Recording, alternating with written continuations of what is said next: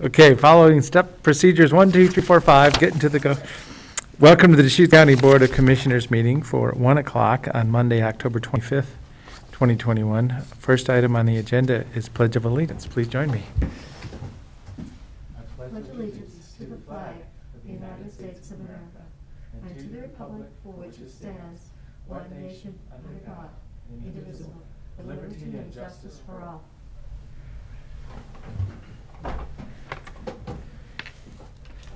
Okay, item number 1, action item. Consideration of board signature of a resolution adopting Deschutes County multi-jurisdictional natural hazards mitigation plan. So this would be Nathan Garrity. Natural hazards. Oh, this is an interesting document, isn't it? It is Some fascinating. of the topics and Yes. I know. I thought it was interesting that historical buildings. Yeah. You know, there's just lots of aspects to this thing. they put winter storms ahead Reporting of in fires, and yet progress. we've had so many fires. So Nathan, yeah, we enjoyed the read. I don't know however far we got. I didn't read everything, obviously, but Well, there's always more time. yeah. Yeah, thank you, Commissioners. Nathan Garrity, Emergency Services Manager here at the Sheriff's Office and the convener for the Natural Hazards Mitigation Plan update for this year. This is, I think I'll just kind of gloss over the high points as this is really a continuation from the joint City of Sisters County Commission meeting. City of Sisters adopted by resolution, and that's what we're here today is to ask that the commissioners or that you, the Board of Commissioners, adopt by resolution the Natural Hazards Mitigation Plan. The Natural Hazards Mitigation Plan, yeah, it's chock full of a lot of information. Really, the intent of it is to really, I don't want to use the word force, but I will encourage or force the county to take a look at least every 5 years and make sure that we've accurately or taken a global perspective of natural hazard risk in the county and are continuing to work towards mitigating those risks. It is required to be to maintain eligibility for hazard mitigation grant funding. And we did get a letter of exceptional circumstances, and we're actually it was supposed to be updated last year, but due to a number of circumstances that couldn't happen. But we are here today with an updated plan and an ask for an adoption by resolution. What our intent is that there's a resolution and a county resolution, if approved today, we'll send that off to FEMA this afternoon or first thing tomorrow and ask for final approval. So we did submit our updated plan to Oregon Office of Emergency Management and FEMA, and they did approve it pending adoption. And interesting, I'd like to just point out, interestingly, is pretty rare that they approve without any changes. Typically, they'll kick it back and request some changes, and I think that really is indicative of the team that worked on it, and a lot of thought and work went into it. I think approximately about 25 staff from the cities and the county and partner organizations or more participated in the update.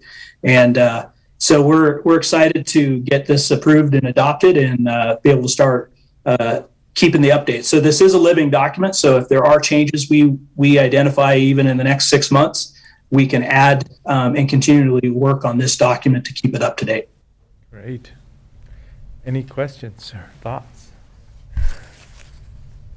I'll dive right into the action items. I also found this a very interesting document, laying out really important natural hazards that affect our community. And one of the things I was puzzled about was in the action. There's a great long list of action items for us to take or for our community to take to make ourselves more resilient. Under the action items, there were no items for drought, and I was kind of curious why that was. Is it because drought is kind of a more slow-moving thing that we don't it's not like, oh, there was an earthquake, we have to be ready to respond in this way. That's the kind of those are the kind of items that end up in the action item list, or why didn't we have anything for drought, even though it was ranked the number 4, in the top 4 of our serious natural hazards? Yeah, that's a great question. As we learn more and more about our drought risk here in Central Oregon, I think we may be able to identify some mitigation action items. I think some of the challenges is there's limited things that the county can do that aren't already covered by other laws or legal entities. But I think that's a great question, and we'd be happy to review that over the next 6 months. We will be reviewing this annually. Actually, twice a year, we'll invite members of the steering committee to come together, and we do have representatives from Oregon Water Resources. So that'll be a great question to pose to them during our next meeting. Great, thank you. Nathan, I just thought it was interesting on the table ES on page 20, I believe. Winter storms were actually hazard rank number 1, and then the wildfire was number 2. Looking at all our fires, and then looking at our winter storms, I know I was seeing like, oh my gosh, it had been like 56 below in Oregon. Not here, but I know it was 29 below, in the winter of 14. Several people died in Sisters that didn't find their way home. I mean, it can be really frightening, but I just thought that was interesting. I would have thought wildfire would have been number 1, but actually the unknown of a winter storm, I mean, remember we had to actually not have the county open. What was it? Was it 2 years ago when we had a shocking snowstorm? So, I mean, you're the person that deals with this on a daily basis.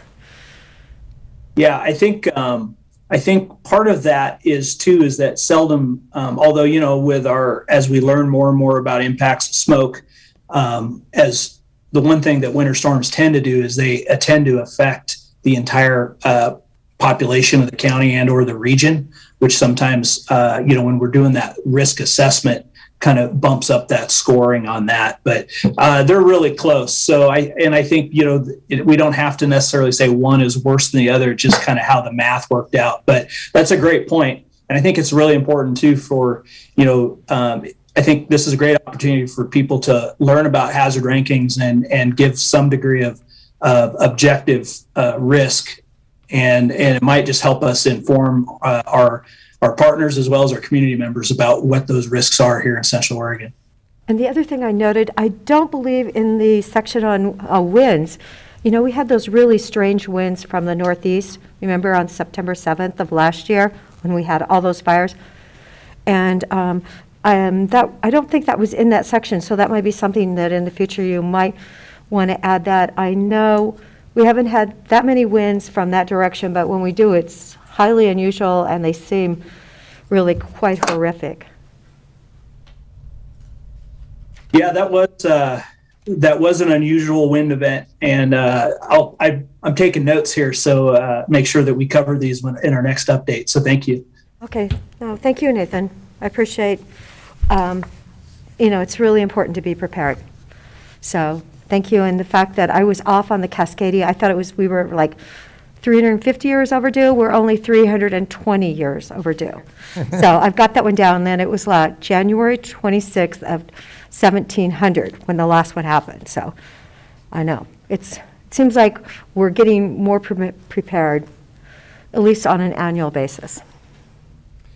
So one question, and I'm having a hard time finding it, but there's a table of kind of dates of events, and I'm thinking the flooding and the snow events.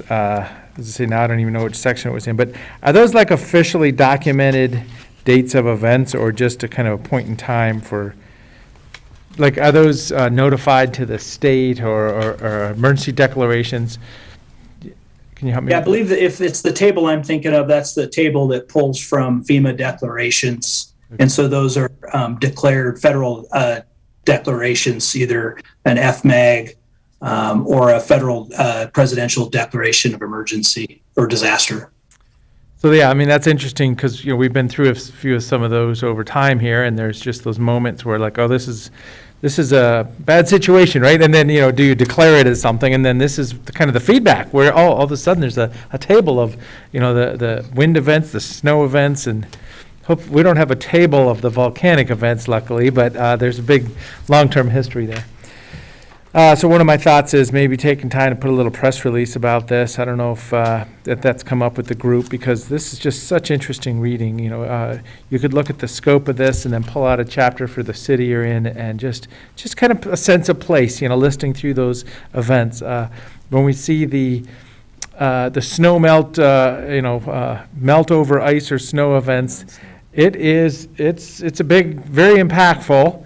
But if you think about it and you have it in your head just a little bit, it's like, oh, when it happens, you understand, oh, this has happened before. And you see that table about how it happens every, 5 or 10 years or, some different part of the county. So maybe a little bit of a press release on this if you hadn't thought about that. That's a great idea. Thank you, Commissioner. We will have this plan publicly available. So, I think informing the community of where to look for it and how they might be able to use that in their preparedness efforts is a great idea. Thank you. Great. So, yep. So I do remember on November 12th, it started snowing. I don't think it was in the forecast. Maybe it was 14 or 15. And the next morning, I think we had like 24 inches of snow. Bring it on. Yeah, like it was my sister's birthday. That's why I can remember that one.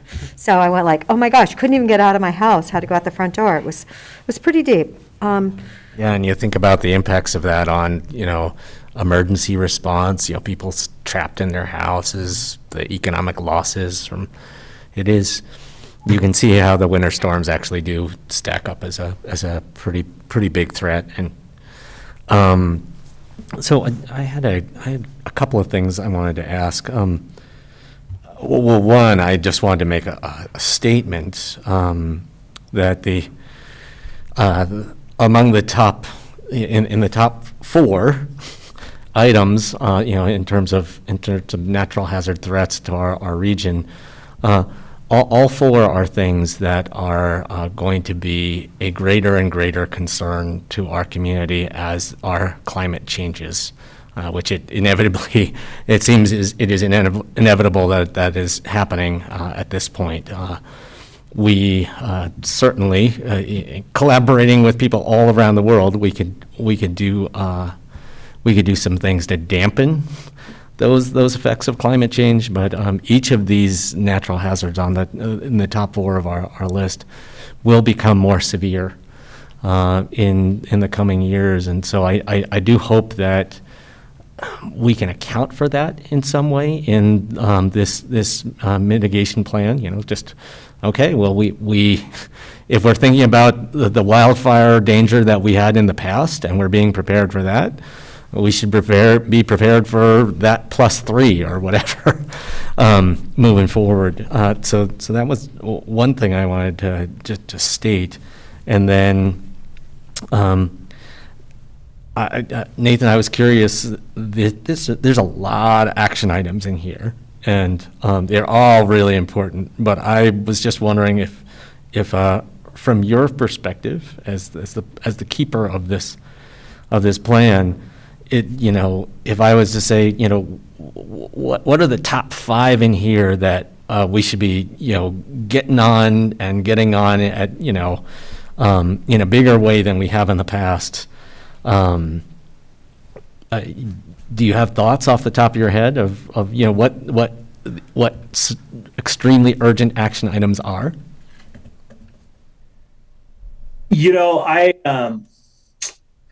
Tough question. Thanks for asking, though.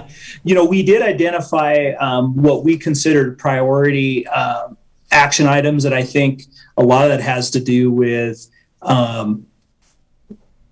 the immediacy of potential risks and to certain infrastructure. So, for example, there's a lot of factor or issues right now around energy and resilience of the energy or power infrastructure and how it's impacted by multiple different hazards. So I do know that one of our multi-hazard action items was to kind of assess the grid and our infrastructure locally and look for opportunities to make that more resilient, which we're happy to support the Mid-State project which is seeking to do that very thing. But as state law and pressures from the community encourage the use, or at least the consideration of public safety power shutoffs. What can we do to mitigate that impact to communities, whether it's from a wind event or winter storm or a wildfire situation? We do know that a lot of people depend on power, and so I think that would definitely be one. I think we learned from from what happened in Paradise during the Camp Fire was that communications infrastructure was impacted, which not only impacted public information and operational coordination, but it also impacted alert warning. And so I know that evaluating our communications infrastructure for resiliency to hazards is important. And I know that the commissioners, or I know that you, I think when we updated our public safety system, there was some thought behind resiliency. And I do know that that was considered. And I think really probably the single best thing we can do is improve our community's awareness of hazards and what they can do realistically to just minimize the impact of those hazards to them and their families. We know that the return on investment of having a prepared and resilient populace is significantly less suffering when a disaster happens, and ability for emergency services to focus their needs or their attention and resource to those that need it the most. And so if we can lessen the number of people that are drastically affected, then that helps everyone be safer. So that's just off the top of my head. So I apologize. I wasn't prepared for that, but that's a great question, and certainly something we should be considering as we review this plan. That was a great answer. And that last point you brought up about just raising awareness, that ties directly into Commissioner DeBone's thought on how we need press on this. Actually, that would be an angle for us to play. Well, and the goal of less suffering when something like any of these things happen, because I mean, inevitably the weather's going to change. Different scenarios are going to happen, but resiliency and less suffering—that's exactly the goal here. One of the things that comes to mind is opening up the culverts. Remember, there was the snowmelt event in Sun River, and it was just under the railroad tracks, and there was culverts there, but it had grown in, so it wasn't draining the way expected. So just kind of looking for those opportunities for the simple maintenance of overgrown vegetative blocks or something like that too. And that's talking about Mid-State. I know Dave Markham from Central Electric has said that because we haven't really had extremely cold weather, I know we had 29 below in 14, but we haven't had it in like 7 years. And so what is going to be the capacity of, our electric system? It will be, if we do have that kind of a winter. So if you don't have a generator and you want one, you might want to get one now. Nathan, on the energy grid resiliency question, I just wanted to let you know I've been appointed to the state's Community Renewable Energy Program Advisory Board, and that the goals of that program do include renewable energy, but they also have a major focus on resilience for this next couple of granting cycles. So the legislature gave the program $50 million to distribute in the next 3 or 4 years. So when I get a better sense of what kind of resiliency projects they're looking for, I'm going to want to speak with you about matching up some of that opportunity with potential projects here in the region.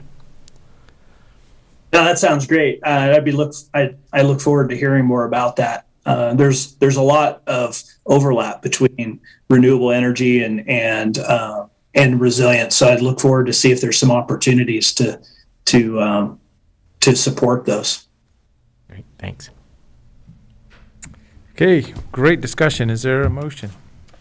Yes, I move board signature of resolution number 2021-076, adopting updates to the Deschutes County Multi-Jurisdictional Natural Hazards Mitigation Plan.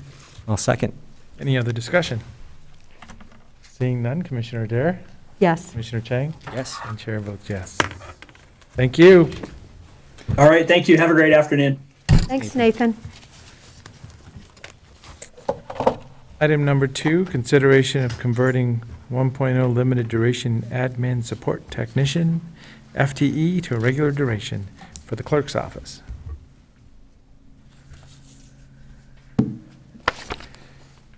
Looks like Steve's available. Thank you for joining us.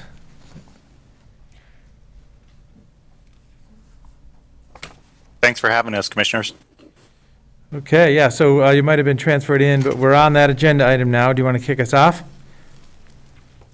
Yes, I would. Thank you, Commissioner. So thank you for the consideration of converting our limited duration 1.0 administrative support technician to a regular duration. This position was created a couple of years ago, we had a few options coming up toward the end of the duration. We could either convert it, which we're requesting, we could discontinue it, or continue on in that current state. Right now, the need supports the request. The revenues, the volume of work in our recording side of our office with marriage license issuance, passport application processing, and just general recording. As you probably know, our staffing levels have been steady over the last 23 years. I think we're just over a 9.3 or 4 FTE average. And so this just converting this to a regular position just kind of brings us back to our standard of it will bring us to 10 FTE. So that's the request. And again, thank you for your consideration. Well, we kind of stepped into this, with that temporary position, but yeah, it looks like there's definitely some activity and levels. Sales of houses sure spiked. Think of the COVID impacts of what we've seen. So passport applications basically stopped, but there is activity all over the place and new population also. Yeah. Steve, I was trying to get a sense of, you mentioned these 3 kinds of activities: real estate filings, passports, marriage licenses. And I was trying to kind of crystal ball or forecast out like how those change over time. Things like passports and marriage licenses, as the population of the county grows, I would just expect those to kind of steadily increase more and more. Real estate filings, as we know, that can, there's like decade cycles of stuff, and they can slow down and speed up. So I'd love to get a sense from you about those 3 types of work. Like what proportion of the clerk's office work does each of those make up? Is one like much bigger than the others? Like what's the proportion? And then also in terms of revenue, the revenue that's generated by each of those kinds of filings, what proportion of the revenue do each of those types of work contribute? Yeah, that's a good question. I don't think passports and marriage licenses issuance are not great revenue drivers for us. They're services that we certainly provide, but the biggest revenue generator for us is recording. So, and then as far as the work and the cycles as it comes and goes, as Commissioner DeBone pointed out, that we did pause on passport issuance or passport applications last year. We've reopened that, and we're doing it with by appointment only, which falls in line and follows what the local post offices do as well. But that's something that, it's for a few different reasons, but obviously limiting the number of people here in our lobby and socially distancing. But it also allows us to maintain and manage that work that as it's coming in. It's kind of a floodgate that could be opened up. I think we're roughly 3 weeks out or so, typically. So the services, there's a demand for that service, but we're doing it as we can right now. Marriages, you'll see that bell curve where we get a lot busier with marriage licenses in the summer, and then as far as recording, the volume is typically, it will pick up toward the end of a month, and of course, the last day of each month would be our biggest day of the month. And yeah, there's none of us do have a crystal ball, but there's nothing currently indicating that the volumes are changing. And yeah, and as you mentioned, Commissioner Chang, with the volume of with the number of people here moving or now residing in the area, the demand is not going anywhere. We're maintaining those historic levels of volume in each type of each one of these areas in our office. Thank you. And I'm sorry if I didn't answer your question well enough. I think we have Jeff is on the call as well, and he obviously has a much better finger on the pulse of the ebbs and flows of this work.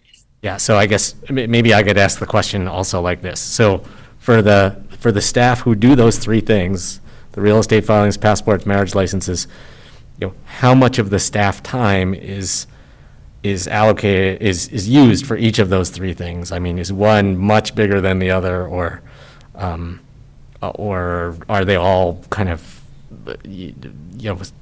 those staff spend equal time on all three of those things? Yeah, Commissioner, thank you for the question. I can try to answer that. It sort of ebbs and flows. We kind of go through cycles, not only through the day, but we also go through cycles throughout the month and even the year. Oddly enough, some of the intensive time or time-intensive things that we do are not even revenue drivers. For example, passports. We received a $35 application fee. However, we could spend maybe 15 minutes to a half hour, even 45 minutes with a family. And so it's not a huge revenue driver. It's really a good service to the community.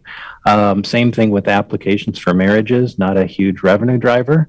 But sometimes if it's a little bit complicated with respect to identity, trying to perfect an application, we could be spending a little bit of time. Whereas a huge revenue driver, as Steve mentioned, is going to be our recording fees. And we can record, it's just basically reviewing legal documents as they come to us. Most of them come to us electronically, which is very nice and efficient. But some of these can be very, very complex. And but it does not take an awful lot of time to record a document that might be 50 pages long, and that's a huge revenue driver. The more pages that we record, the more revenue that comes into the general fund. So hopefully I've maybe kind of answered the question about time distribution among the services that we provide.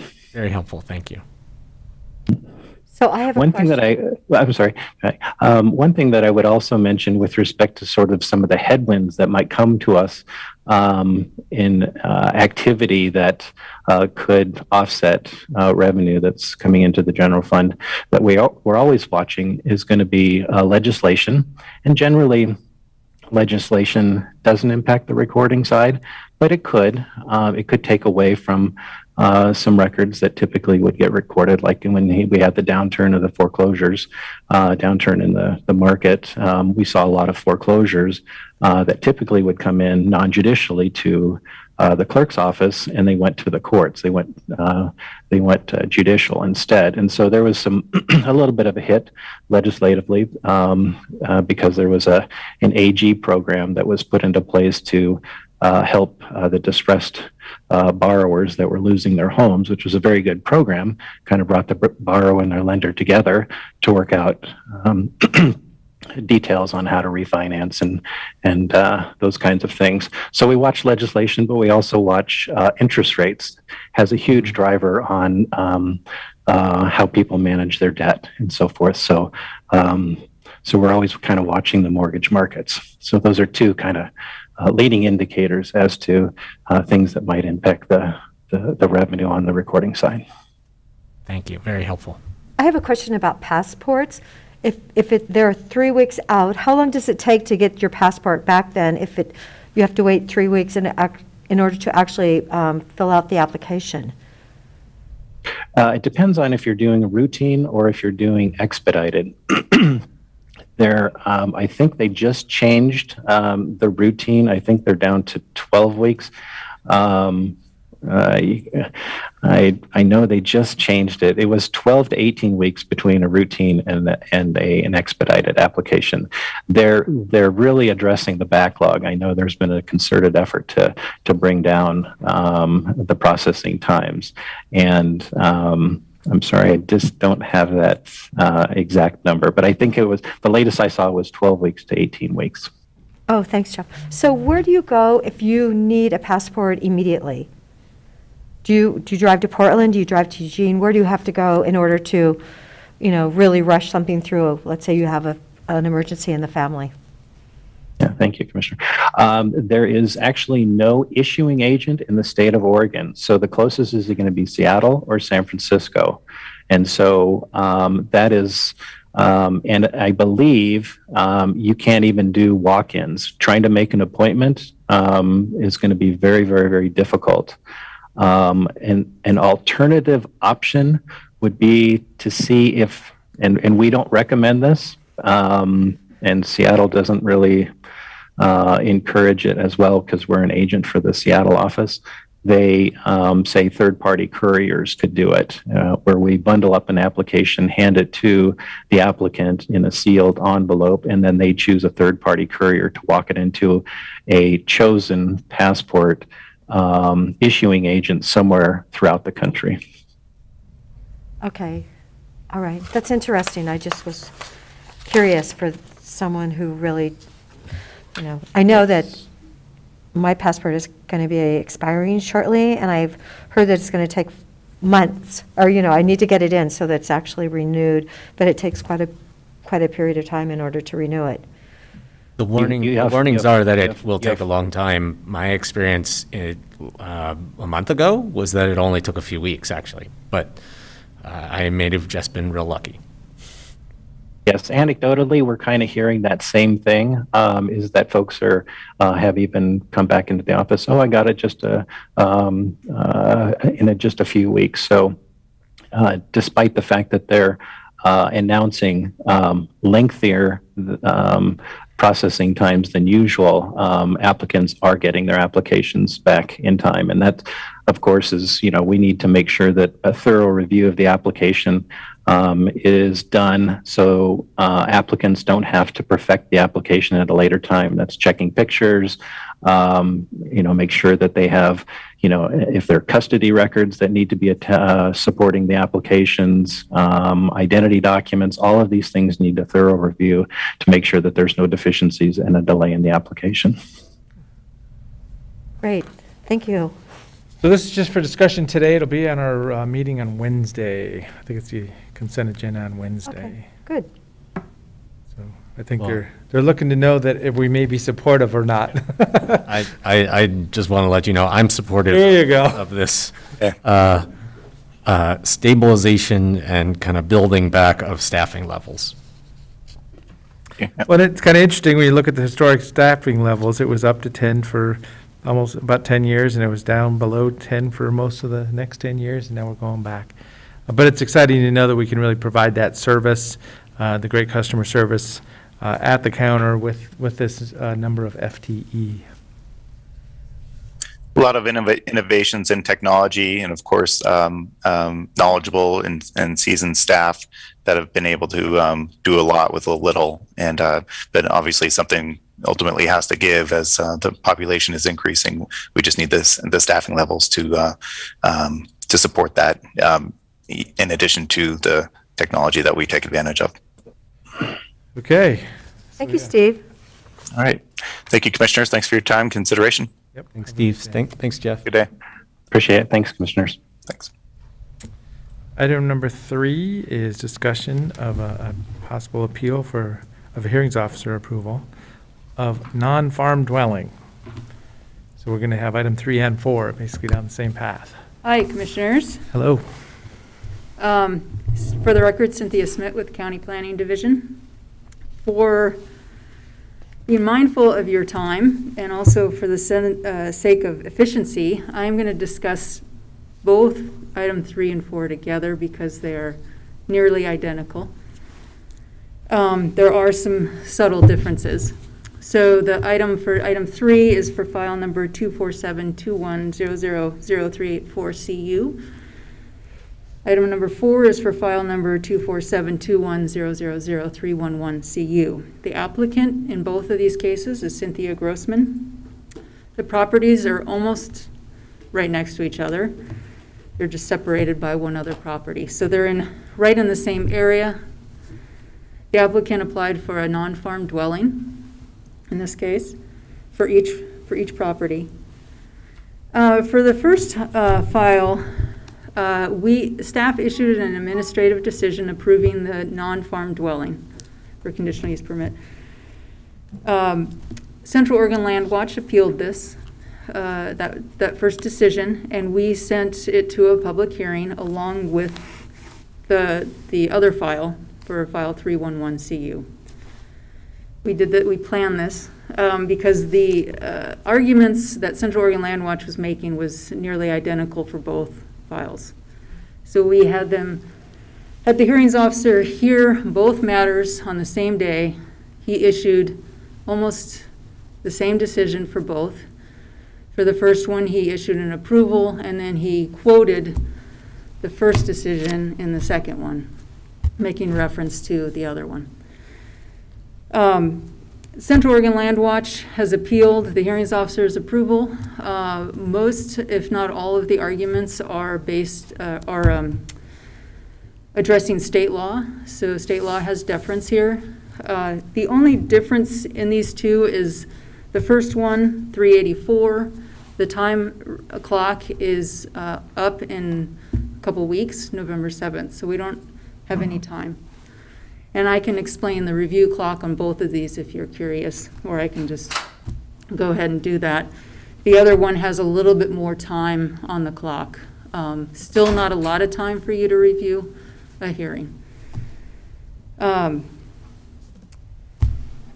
The applicant or the appellant, Central Oregon Land Watch, has requested that you decline hearing this because they're going to go right to LUBA. And a lot of their arguments are addressed right at state law. Whether it's parcel creation, they're arguing parcel creation. It's not a legal lot. It was created by an unlawful partition, and along those lines. So both those, they're the same arguments for both. So Central Oregon Land Watch has requested you decline. They're going to go right to LUBA with this. The appellant, knowing that this is going to LUBA, and they like the hearings officer's approval because it's in their favor, they also request that you decline to hear this.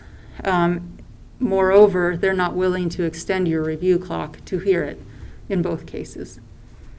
Staff agrees with the hearings officer's analysis and decision in this case, and so we would recommend you decline to hear this. Of course, it's your decision. The first one before you is consideration to hear the appeal for file 384CU. It's order 2021 55055. The first one. The second one is for order 2021-056. I can go into explanation of why the review clock is late if you'd like. If not, I can hold that thought. Okay, thank you very much. Any thoughts or questions specifically? We could learn more about the clock if we'd like, or, Actually, I talked to Adam Smith this morning about these two files, and I do want to say that Cindy Grossman is in my neighborhood, and I was down there in August, and I know that maybe very teeny statement she made to me one time that she had something going on, but, I just wanted to so it's. clarify that at this moment. So Adam thought that would be best to do. I don't know at what point in time I should do it, but I'm doing it right now. There you go. Thank you. Now, the clock seems, if both people want us to go on to Luba, seems logical. Well, for clarity of the record, I've known Cindy from just years past. I've been out to the property, but it's been many years, probably 3 or 4 years, so I would have known anything about this, so just acknowledging, just a community member. Okay, so any other questions? Would you like to learn more about the clock? I'm sure we could go deep into it, but it sounds like both parties are looking past us on this at this time already. The applicant and the appellant want us to decline. Yeah. We hire hearings officers for a reason, and I appreciate the work that they do. I don't see any reason to hear this. Okay, great. Want to make a motion? I move that we decline to hear. What was the right phrasing? We declined. By that order number, probably, so. Right. So that was.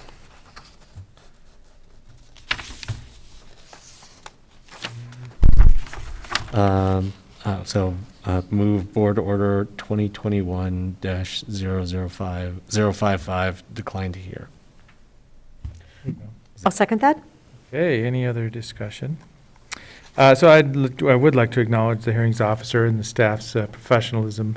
This is implementing state law land use in Deschutes County with a lot of eyes on it. So getting into the most professional version we can and having a real good decision space like this, even though it's going to the state, is valuable for everybody. So thank you very much for doing what you're doing.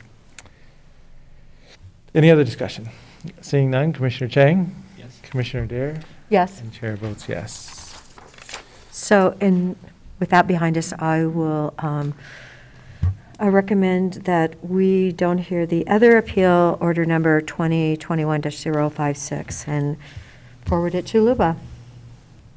Second. Any other discussion? Seeing none, Commissioner Dare? Yes. Commissioner Chang? Yes. And chair votes yes. There we go. Thank you. Commissioners. Thanks, Cynthia. I was actually at Faith Hope and Charity for a concert, so that's why I Yeah, was I was there. to say, I know, it was wonderful, it was like a perfect night. You went to a concert, yeah. It was 93 degrees outside in the evening. It couldn't have been nicer. Okay, item number 5, County Treasurer and Finance Report as of September 30th. So let's see, July, August, September, this end of a quarter. The quarter. Yeah, We're 25% the way through. yep. All right, good afternoon, Commissioners. Greg Munn, CFO for the county, and as you mentioned, this is the first quarter report. That's one way to look at it for the fiscal year 22, first 3 months of the year. And so the figures that I'll share with you are non-audited. They haven't been audited yet, of course, and they are through September 30th of 2021. So on the first page, you'll notice the portfolio balance is $228 million. It's that first box on the graphic. Center of the page, left-hand side, $228,282,828. That's $5 million less than last month, and I think I'd mentioned this at one point along the way that we, on average, spend probably $7 to $10 million, depending on the season we're in at the county, just to operate. Obviously, during road construction time, it's going to be a little bit higher, but then the last couple of years have been kind of strange with CARES and some of the other funding that we received that are not part of our normal operations. So So to be down, to have a reduction of $5 million is, would be pretty normal in terms of operating costs. However, when you compare that number to last year, we're up 42 million, and I probably don't need to tell you why. It's due primarily to the ARPA funds that we received back in May. If you slide to the right over the investment income, investment earnings for the month of September are $121,000. This is $9,000 less than August. And year to date, we are, or compared to last year, I should say, compared to September of last year, which was $196,000, that's a $75,000 decline in interest earnings, pretty significant. Year to date, we're at $395,000, and this is $371,000 less than year to date last year. We are within all of our category maximums. Our weighted average is just under 2 years at 1.85 years. And over on the yield percentages, our pool rate of 55 basis points is was at 55 basis points at the end of the month. On October 13th, however, it was reduced to 45 basis points, so you'll see that next time. And our overall average return is 66 basis points. And there's a typo in here. It shows last month at 55, and then last month was actually at 69. So we're down slightly. And that's been a pattern. We've slowly seen that decline over time. Any questions on that first page? Just kind of, so the LGIP fund at 0.45 now, is that, there's probably going to be a point somewhere where that's as low as it can or we want it to go. I'm just thinking relative to other investments, or is there still a spread there relative to other investments? There is. Because we're above it. It's getting tighter, though. Yeah. And it's not that the pool rate is so much lower now, it's that there was a feeling that it was kept higher for a longer time than it probably should have been. I expected it to drop to something below 55 a while ago. And so did some of the other folks I was chatting with, so. Okay, that's good information, the fact that they were possibly trying not to bring it, step it down, where it's just long-term low returns, there's no way to, That's true. And just a little bit more information. If you look down under the benchmarks, you'll see the 24-month Treasury rate at 28 basis points. So last month that was 20. So that's actually come up, and so has the 36-month. It was 40. It's up 13 to 53. It's interesting. Yeah. So this is probably one of those points where they're going to get real close, and it's usually not like that. Yeah. Okay. Yeah, it's going to really, the change in the pool rate will be slow and somewhat lagging. So when we're on the way back up again, it'll be behind the rates that we're able to invest in other areas. Okay, next page. Not a lot here to say other than it's sort of a picture of the previous month, duplicated over again. You can see the different rates on average, what's happened to them over time. The overall county rate is that dark blue rate on that top graphic. You can see it's slowly coming down, and that's obviously being driven by the pool rate, which is where we keep a sizable amount of funds, and what we're able to invest in now in new investments. And the next page is a copy of our portfolio. And those items in gray were, we didn't have any purchases this month, so the items in gray were purchases last September. And I usually like to highlight those for you so you can see some actual comparisons of what we're able to buy now versus what we were able to buy or what we bought a year ago. And I hope I forgot to bring the revised position control for everybody. I saw the You have email. copies of it? Okay. I've got it. Okay, great. So I'll turn over to that page right now. So if you add up the September column, the total number of FTE approved through September 30th was 1,169.91. And that's an increase of 9.5 from last month. So in September, the board approved 9.5 new FTE. 7.5 of those were in health services, and one was a senior planner in community development, and the other one was in facilities. So that makes up the 9.5. And again, our unfilled rate is running pretty high, a lot higher than what we would normally expect, in the 6 to 7% range. But we've also had there's challenges with keeping positions filled or refilling positions, plus some of the growth, particularly in health services, where there'll be a significant amount of new FTE coming on board. It takes a while to actually get those filled.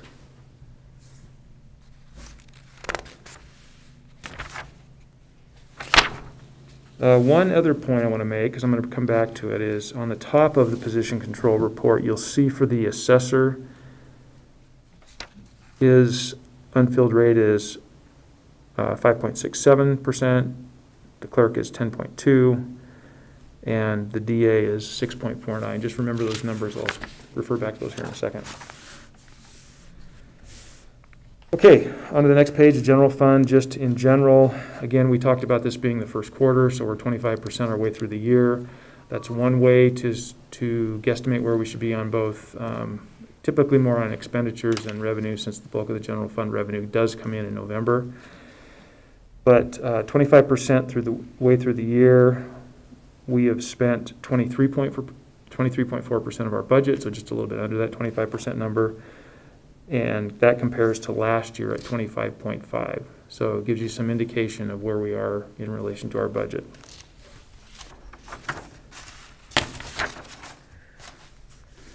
Overall, if you flip to the end of the all departments report, which is the ending fund balance. Sorry, what page is that? And it's going to be 3 or 4 pages beyond where you were just at. So beyond position control. So when you see the countywide summary, it would be Page 520. 1, 2, 3 pages from that. So you're looking for a number. The ending fund balance, the total fund balance for the county is $156,951,968. You see that number there. So just from a big picture, if you're there. The next page, so 521. 21, got it, okay. Total fund balance. So this is the sum of our estimated beginning fund balances, our projection on revenue and expenditures for the year, and it boils down to what's left over. And most of this money is in reserves, but that number of $156,951, last month that number was $149 million. So I'm going to highlight a couple of the funds as we walk through the rest of the report, but essentially that's due to, as we get closer to the end of the year, we have a better idea of what our ending fund balance was last year, which becomes our beginning fund balance this year. So there's been some adjustments there. And also now with 3 months into a fiscal year, our business managers and our departments are able to project where they think their expenses and revenues might be. So there was a significant amount of adjustments in terms of their projections. A lot of that has to do with salary savings due to vacancies. I'll point those out as we go forward. So the bottom line is saved revenue or saved expense plus an increase in fund balance is causing the overall fund balance for the county to increase. Does any of that general fund, I'm thinking we fully allocated, like the ARPA grants are allocated, so that's not in this, correct? That's included in this, but that was included in the budget, so we haven't changed that projection. So We've projected that we would spend all. 38 in and 38 out. That's right. That's what I was getting at, yeah. Okay, so for the first example, if you turn to the next page, I'm looking for a title of General Fund, Fund 001. If you look to the very bottom under the projection for FY22, you'll see a projected ending fund balance of $13.5 million. Last month, that number was $11.9 million. So a couple of the changes there from last month to this month is under the expenses side, and you'll see the variance of $288,000, $118,000, and $658,000. Those are essentially projected salary savings due to vacancies in those 3 departments, which relates back to what the position control report I just showed you. So those are a reduction in expenses, which increase our ending fund balance projection. In addition to that, in the very bottom right-hand corner, we have a beginning fund balance projection of 14.9 million, which is 1.5 million more than what we had originally budgeted. Actually, last month it was 900,000, so we've increased that projection of a bigger beginning fund balance. When you put those two items together, it increases our projected ending fund balance by that amount. So do they honestly think that they're not going to get those positions filled, the two from the assessor, what is it? Well, the one from the clerk, is that something we just approved to long-term today? Or we will possibly be approving it on Wednesday, but, is that really that they think that it's just not going to happen because of the way jobs are out there? I would imagine it would be partially due to that, but also if they have any upcoming folks that are going to be leaving, there'll be some vacancies there, because usually there's at least a couple months vacancy when somebody leaves before you can actually get somebody on, at the minimum. So, and these numbers will fluctuate as we move forward and as we know more during the fiscal year. Again, this was just the beginning projection for the year. These are the beginning adjustments to that projection for the rest of the year. All right, the juvenile, just a quick note there, they're projecting an ending fund balance of 951,000, and that's up from about 600,000 due also to their projected salary savings due to vacancies. Next page is TRT Fund 160 and 170. So you probably saw the TRT report come out last week. Year to date, we're up 31.5% compared to last year. So you'll notice on this report, up in the revenue section, we're projecting $13.8 million in overall revenue in those two funds compared to a budget of $11.6 million. So there's a variance of about $2.2 million. Along with that, there's some increase in transfers out. Some of those funds are pre-obligated on a percentage basis, so you'll see down in the two grids down below that there's an increase for COVA, for example, an increased outflow for them, and also some of the transfers that go to Fair and Expo and Fair and Expo Reserve. So the bottom line is, last month we were projecting an ending fund balance of $8.7 million, and that's been increased to about $10 million.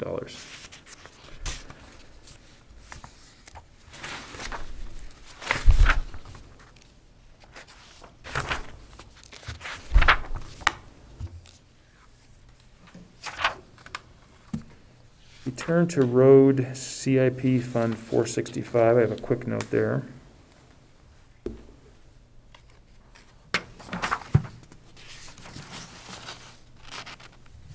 So one of the big changes for this fund is that they've reforecasted what projects they expect to complete this fiscal year compared to what their original budget was. Some of them are being delayed.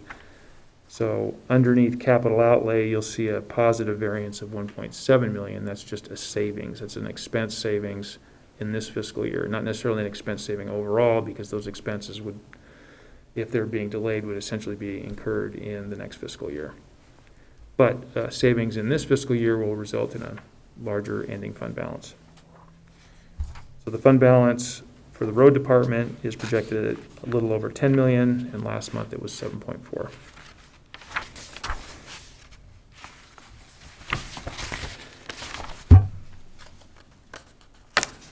I have a question on the next page, the CIP road capital program.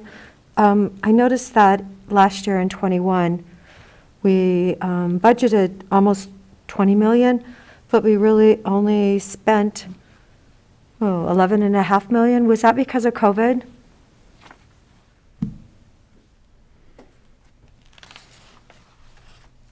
That could have something to do with it, but my guess is, like we were just talking about the FY22 budget, is there's a master plan that's probably determined at the very latest in February of the year before. And a variety of things changes over the course of that fiscal year, which in some cases could allow us to do more than we had budgeted or would cause us to have to delay some of the work and pushing some of that work out. So I don't have an exact answer for you. I can ask Chris Doty and I can get back to you if you'd like. He'll probably send us his answer within a couple He's probably- minutes, yeah. He's probably I know. typing it out right now. I mean, because it's jumping up from, 19.8 million to 29 points. It's significantly, budget is jumping up for this year. Yeah, there's two major pieces there. If you go to the very top, you'll see a $10 million item. This is the fiscal year 22 budget line. Right. For the Terrebonne project, that's twice what it was in 21 in terms of budget. And down on the US 20 Cook Avenue will be Riley Road. This is a new project, so it's a fairly sizable piece. Definitely. So, I mean, that's where it's at. Was there a question there? No question? Okay. No. Okay. And let's talk about the Fair and Expo real quick. I got to say, it's always nice to be able to come back and report positive numbers for Fair and Expo, because this time last year it wasn't the same. We were really pretty worried about it. I'm on Fund 615. They have a projected ending fund balance this year of 1.1 million. Last month, in last month's report, that was 642,000.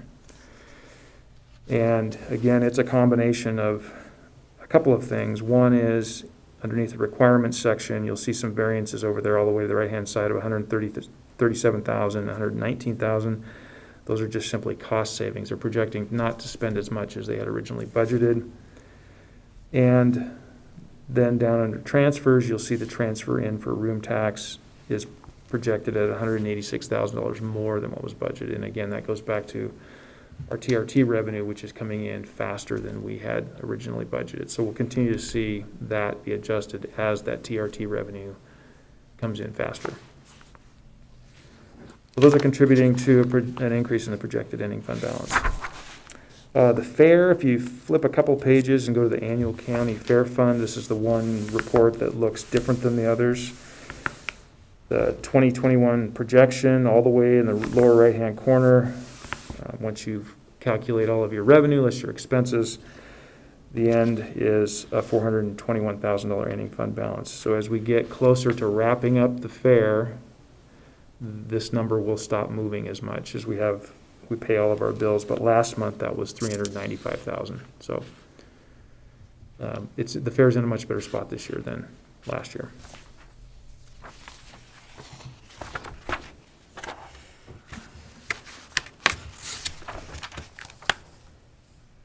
And that's all I have, unless there's any questions.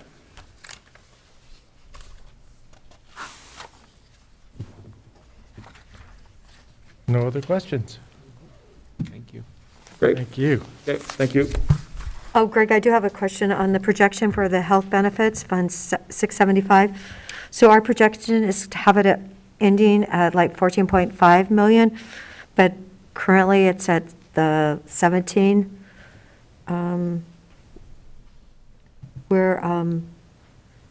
I know we've always tried to bring it down a bit, and it never seems to really happen, but you think, well, it's too early to tell if we can actually hit the 14.5 million on the fund balance? Yeah, it is. And they have not, the only adjustment that has been made on the projection is the interest income up above. So there's a lot of other moving parts here that I think will become, we'll start to adjust them more and more as we know more and more. But yeah, right now it looks like we're projecting an ending fund balance of almost $700,000 more than what we budgeted.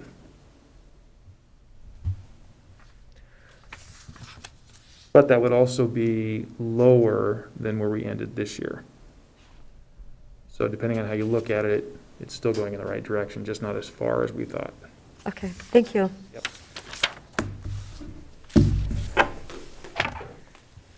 Okay, that's it for our published items. Is there other items for today? Anything else? Got through that super thick document today, so quite an accomplishment. Seeing nothing else? I mean, well, one Sure. thing I'll flag is I just saw an announcement for, this is super convoluted to explain, but, so, federal fiscal year 22 started a few weeks ago, October 1st. Congress still hasn't passed the budget for federal fiscal year 22, but we're seeing the bills emerge from that.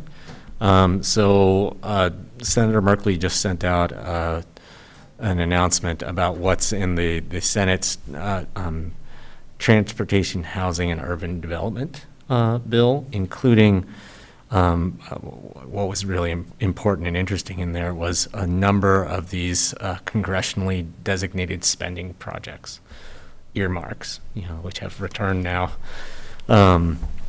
returned to Congress now. And there was not an earmark for a congressionally designated spending project for Deschutes County, or I didn't see any in Central Oregon. And there was an invitation to work with the senator's office on putting in some proposals for FY23. And the work for that will literally start early in 2022.